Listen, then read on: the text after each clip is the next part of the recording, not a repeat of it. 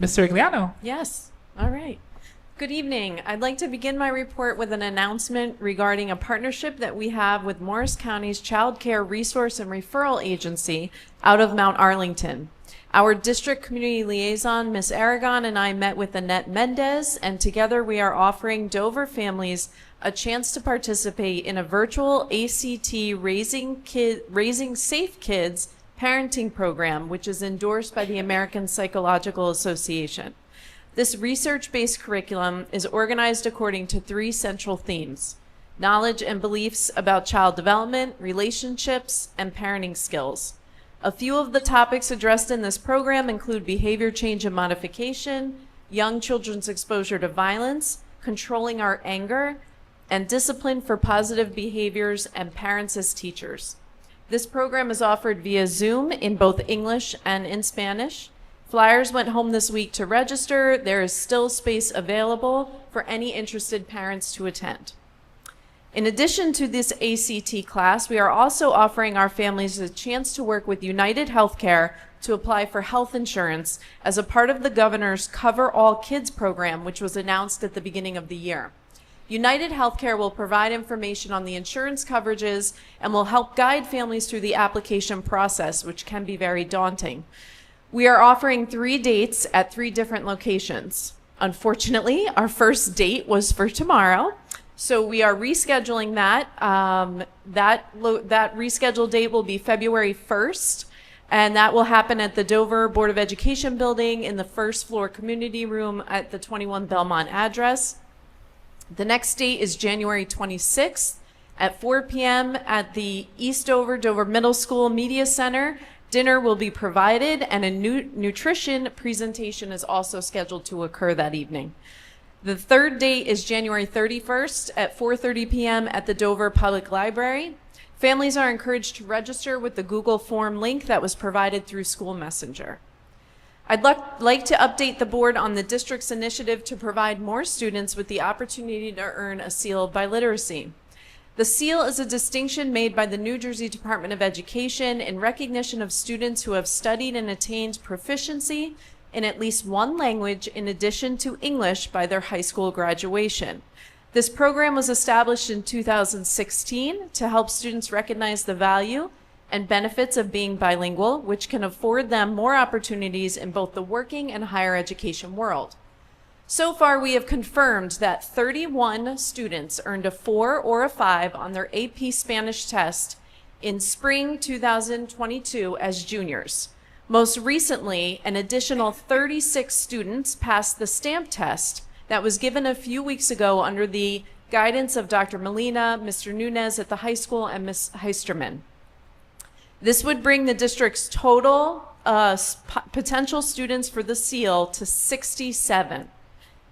Compared to last year of 29, this is quite an accomplishment. We will be celebrating these students during the honors event in June. As long as these eligible 67 students fulfill the district's English graduation requirement, they will earn the seal of biliteracy from the state of New Jersey. Something really to be proud of, to go from 29 to 67. On the agenda for approval tonight is a draft copy of Dover High School's program of studies. Hopefully you each had a time to preview it and notice that there were some courses designated with an asterisk. Those courses are set to run as long as the budget supports our ability to hire those new staff, should they be required for that course, purchase curricular supplies and materials, and that we have space to schedule these additional courses accordingly. I'd like to thank all the district supervisors and building administration for their work on the new courses. More to come on all of this next month, as the curriculum committee's agenda will be focused on reviewing building-based changes specifically at the high school for the 23-24 school year. And that concludes my report. Thank you, Ms. Cirigliano. Mr. Miller. Yeah, I just had a couple questions for the Dover High School programs of studies. I know with the CTE courses, are there any other opportunities that we're looking for any other types of certifications? Yeah, I don't know if you read the Final Cut Pro description, where we have Final Cut Pro, very popular course with Mr. Clear. We're adding Final Cut Pro 2, which takes students that are are really aligned with that type of work, puts them into a second course. So now they're going deeper and they will earn a certification. Apple actually brought that certification back. So we're happy to partner with them and have that be available for students. That's one area. One of the things that we were not able to include in the program of studies just yet, that's why it's still a draft, is our potential for a partnership with CCM in regards to a CDA program, which would also align with the certification there. So those things are still developing. I actually heard from CCM, I think it was late last week or early this week. Looks like we're making some progress there. So hopefully, fingers crossed, all that can come to fruition for the fall. I have two questions left. The other one is for the theater department. I saw there were 2 classes that are waiting for approval.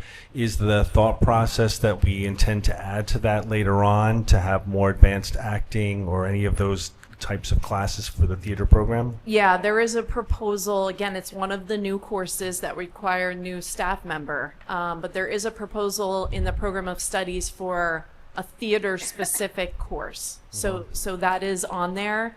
We're finding that might be an area of a gap in our performing arts curriculum. We cover art really well, music really well, but theater, we're a little shaky on that. So we're trying to strengthen that program. Oh, thank you. My last question is in world languages. I see we offer Spanish and German.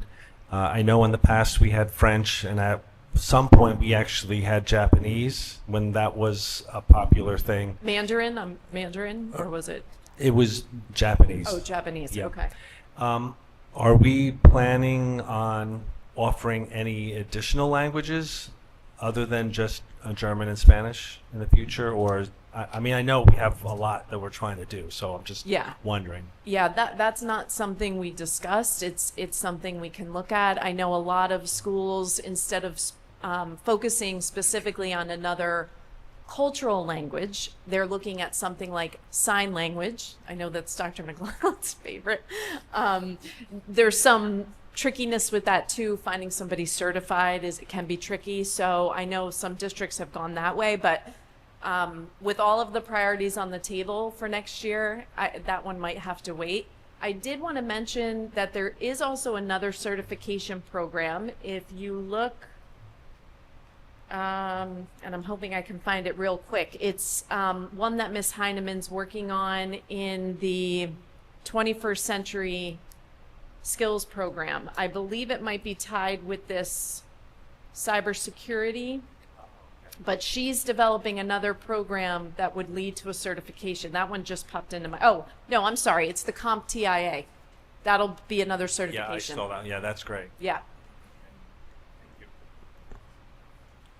Dr. Sainer. Ms. Cirigliano, could you explain the seal of, I know what the seal of biliteracy test is, I know what the AP Spanish language test, what is the stamp test, and how do all 3 of those passing, I guess, all 3 of those meet the requirements for the seal of biliteracy? I'm just, could you clarify that? Yeah, no, they don't have to pass all 3. So the first pathway. Does passing one of, one of the 3 meet the requirement? Right. The first pathway is when they're juniors in that AP course and they score a 4 or 5, right? So that's our group of 31, which is a very strong group. Then the district actually investigated with the Department of Education, how can we bring more students into the world to achieve this seal, because it really is that beneficial. And they guided us in some of the ways that they have worked with other districts and offering this additional test and opening it to students to say, hey, this is available to you. If you think your proficiency in both languages is, if you're able to pass this, we'll test you. So we did that. Students were interested. Mr. Nunez and Ms. Heisterman and Dr. Molina presented that to the students that could take the test, and basically recruited. And so we had students sit, and we're getting the results back very quickly that they did well and were able to pass. So it almost is like that opportunity has been here. We just didn't have the pathway to get the test to the students just yet. The test you're referring to, that's the stamp test? Stamp, And yeah. so how is that different from the seal of biliteracy test? Well, the stamp test is one of the tests that makes you able to apply to that seal of biliteracy. Yeah, there's There is not no a seal of biliteracy test. Okay. You either get it from scoring a 4 or 5 on that AP in your junior year, or your district can offer you an alternative test to take, which is what we decided to move forward with. And that test is called the stamp test. Yes, Okay. because we did believe we had more students that could earn that seal. Just our knowledge of our student body. So that's when we investigated with the department of how can we achieve this? We see schools across the state with these 150 students. How can that be? And so we worked with them to develop that. Okay. Thank you for your answer and thank you for your advocacy. The ACT program meets the needs of our whole child, right? And so having healthcare enables a child to be well and to make it to school and learn. So thank you for your advocacy. Any other comments or discussion? No?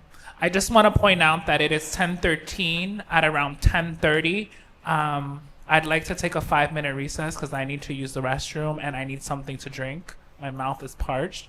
So if there's no objection, at 10:30, a 5-minute recess. Yes? Mr. Slam.